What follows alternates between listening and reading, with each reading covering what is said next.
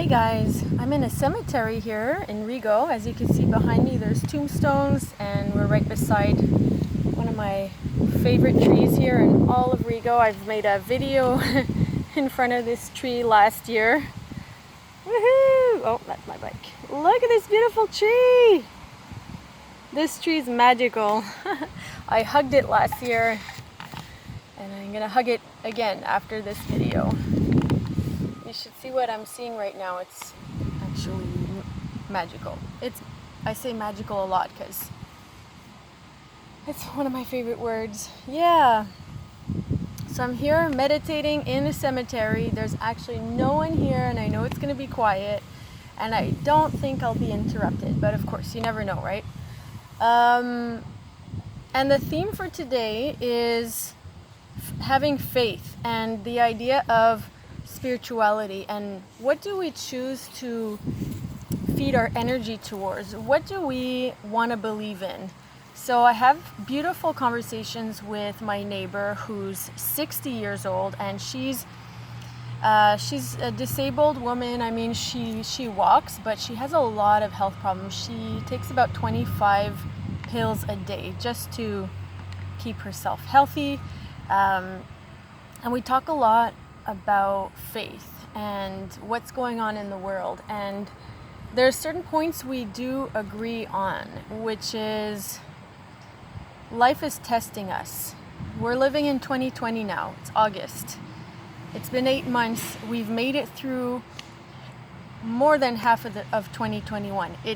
We're in the second year of the pandemic, and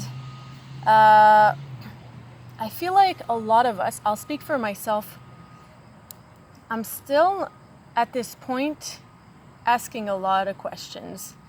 And I have more questions than I do answers. And I'm really happy to say that I have questions.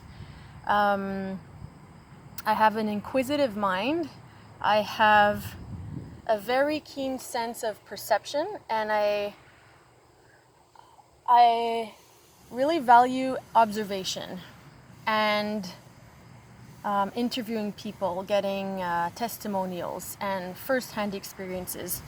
So I'm not going to go into detail with what I'm referring to, because I want this to be applicable to any situation and in any time. If you listen to this in 5 years, I want it to be just as relevant for you.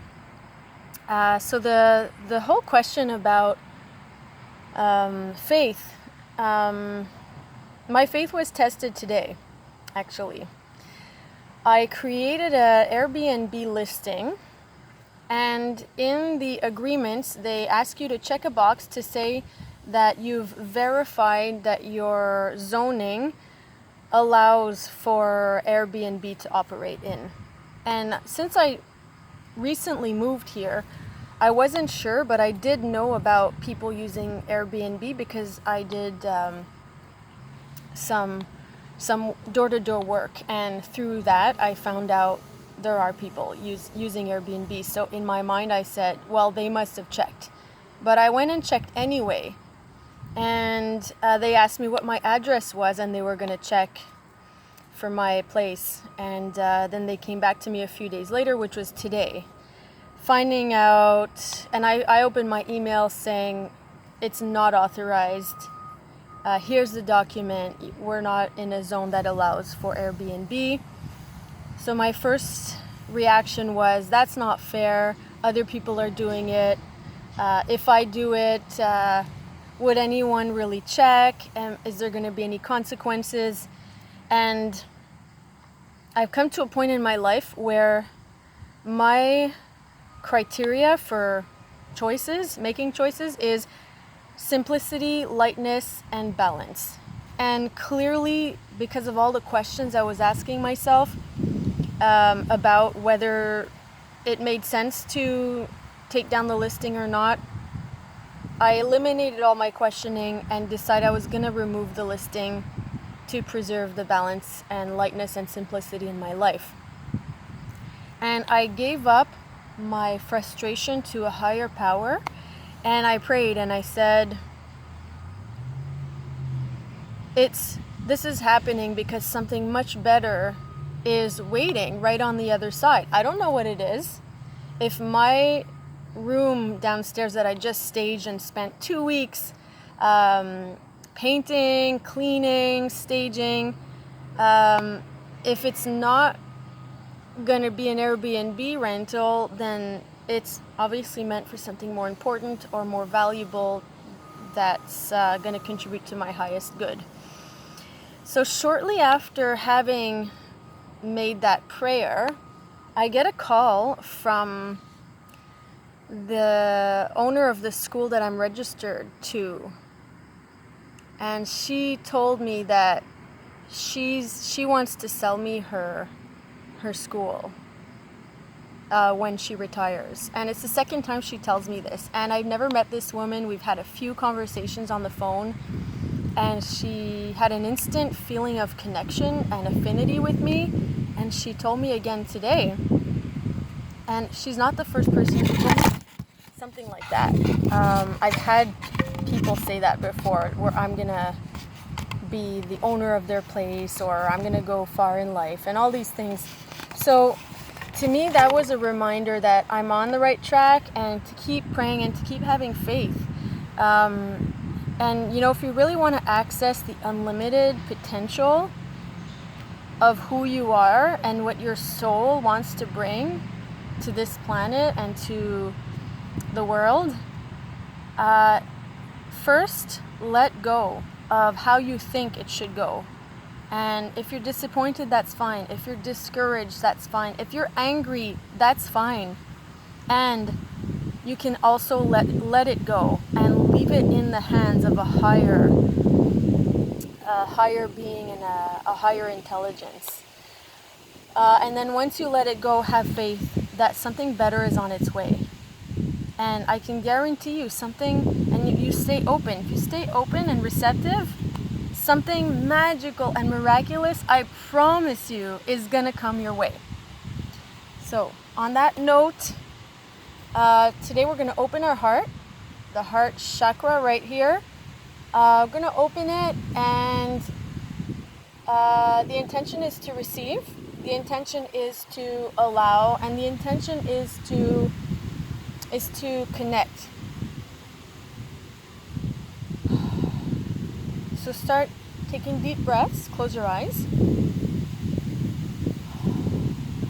and just either put your hand on your heart or just find a way to get present to your body.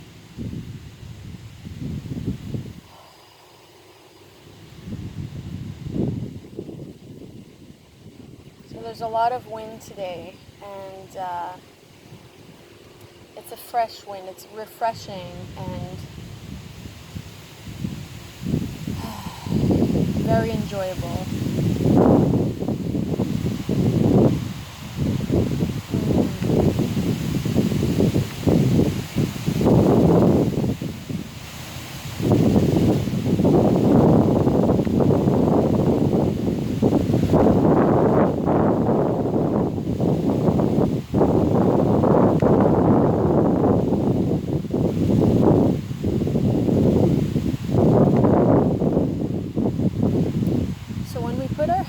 On our heart, and I like to put my other hand on my sacral chakra, and it really makes me feel like I'm giving myself a hug. There's a lot of heat that comes out of our hands. A lot of energy is in our hands that we don't even realize. I mean, if you just look at the art of Reiki healing, it's with the hands. Qigong is with the hands. Tai Chi is with the hands. So our hands are really extraordinary.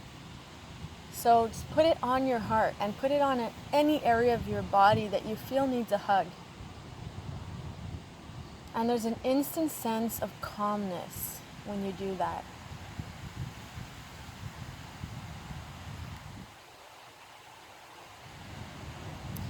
Did you notice when you're carrying a newborn baby or a very young child, you hold them against your body? And you know their bum is right here in your hand, and then here would be their head. So it almost feels like you're carrying this little baby against you, and babies are full of love, they're unconditional, they're light beings, you know. So that's also what it reminds me of when I do this. And you could visualize also holding your inner child. That little baby that's maybe 6 months old, could be younger, could be a little older, but that baby who might not have gotten the attention she needed or he needed, and who might not have received all the attention or support that she needed or that he needed. So visualize for a few moments that this is you, that little baby.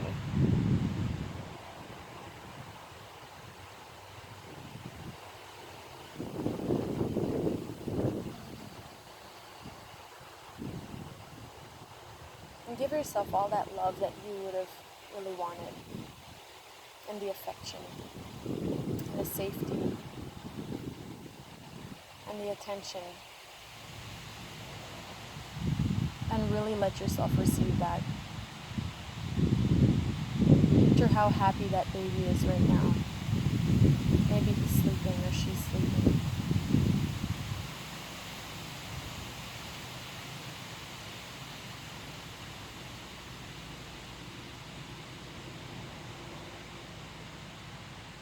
And what do we do when we have a baby in our arms? We sway like this.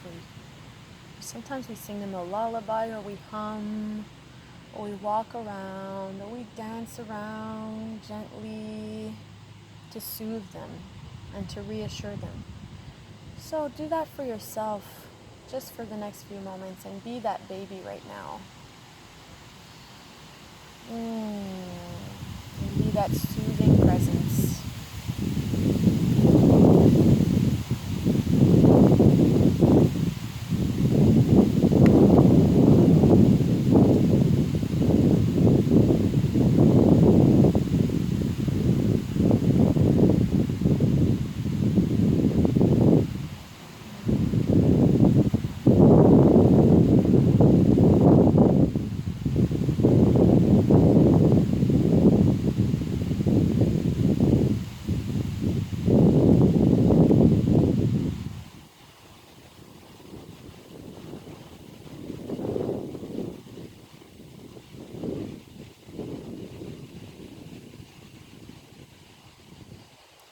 So we always see babies as fragile and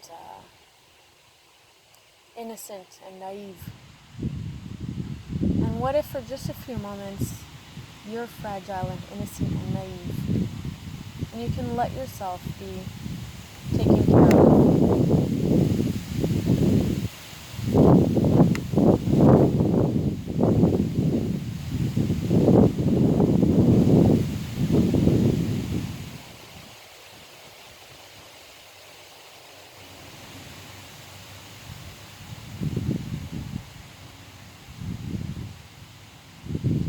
Been guided to put my hand a bit lower here.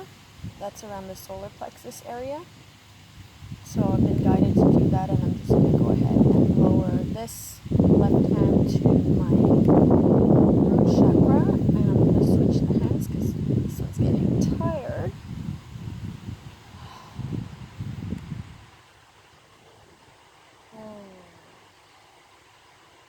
Yeah.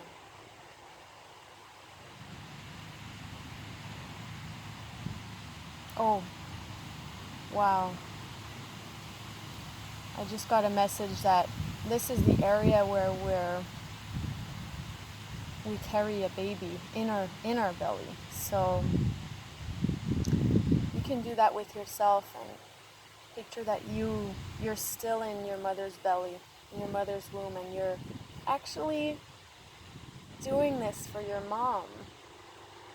Picture your hands over her belly when you were in her belly. And do that for yourself. Give yourself that love and that healing energy. And you know you can do this for all the mothers who are pregnant right now and all the babies who are coming into this world. There's such brave souls for coming in right now in 2021. You were brave too when you came into the world because you knew exactly what you were signing up for. But imagine the babies coming in now in the next few months. Send a prayer for them. Send them love. Send them courage. And the mothers too. And the fathers.